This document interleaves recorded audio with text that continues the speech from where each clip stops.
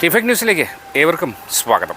അങ്ങനെ ഒരു സിനിമയ്ക്ക് പേരിടുന്നതുമായി ബന്ധപ്പെട്ടുകൊണ്ട് ആവിഷ്കാര സ്വാതന്ത്ര്യത്തിന് വേണ്ടി ഏറെ ചർച്ചകൾ നടത്തിയിട്ടുള്ള കേരളത്തിലെ പൊതുസമൂഹത്തിൻ്റെ മുന്നിൽ നമ്മൾ ആ ഒരു വിഷയത്തെക്കുറിച്ച് ഇപ്പോൾ അതിന് തർക്കം വെക്കേണ്ടതുണ്ടോ എന്നുള്ള കാര്യത്തിൽ എനിക്ക് സംശയമുണ്ട്.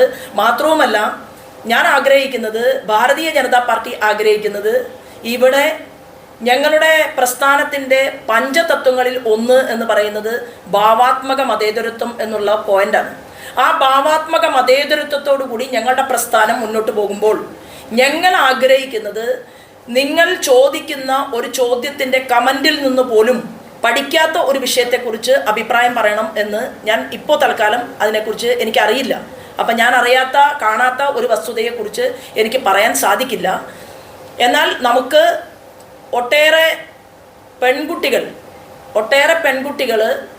പല കേന്ദ്രങ്ങളിലും അവരെ രഹസ്യ അറകളിൽ അടച്ചതിനു ശേഷം ആ പെൺകുട്ടികൾ പുറത്തു വന്നിട്ടുണ്ട്. അങ്ങനെ പുറത്തു വന്നിട്ടുള്ള പെൺകുട്ടികളുടെ അവർ ഒരുമിച്ച് കൂടിയിരിക്കുകയും അവർ അവരുടേതായിട്ടുള്ള അവർ ജീവിക്കാൻ വേണ്ടിയിട്ടുള്ള ചില പ്രവർത്തനങ്ങളിലൊക്കെ ഏർപ്പെടുന്ന സമയത്ത് അവർ ഇന്ന് കേരളത്തിലുണ്ട്. ഞാനല്ല അത് പറയേണ്ടത്, അത് നിങ്ങളാണ് പറയേണ്ടത്. ഈ സിനിമ എന്ന് പറയുന്ന സബ്ജക്റ്റിനെ കുറിച്ച് നിങ്ങൾ ചോദിച്ച ഒരൊറ്റ ചോദ്യമാണ്.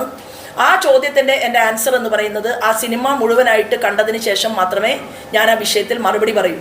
ഒരു പത്രസമ്മേളനം, ഞാൻ ഉദാഹരണം പറയാം, ഒരു പത്രസമ്മേളനം ഞാൻ നടത്തുന്നത് എൻ്റെ പ്രിയപ്പെട്ട മാധ്യമ പ്രവർത്തകന്മാർ ഞാൻ പറയുന്ന വിഷയങ്ങളിലെ ഗൗരവതരമായിട്ടുള്ള ഏതെങ്കിലും ഒരു കാര്യം, ഒരു ചോദ്യമോ ഒരു ഉത്തരമോ കേരളത്തിലെ പൊതുജനങ്ങളുടെ മുൻപാകെ എത്തിക്കണം എന്നുള്ള അപേക്ഷയുമായിട്ടാണ് ഞാൻ നിങ്ങളുടെ മുന്നിൽ ഒരു പത്രസമ്മേളനവുമായിട്ട് വരുന്നത്.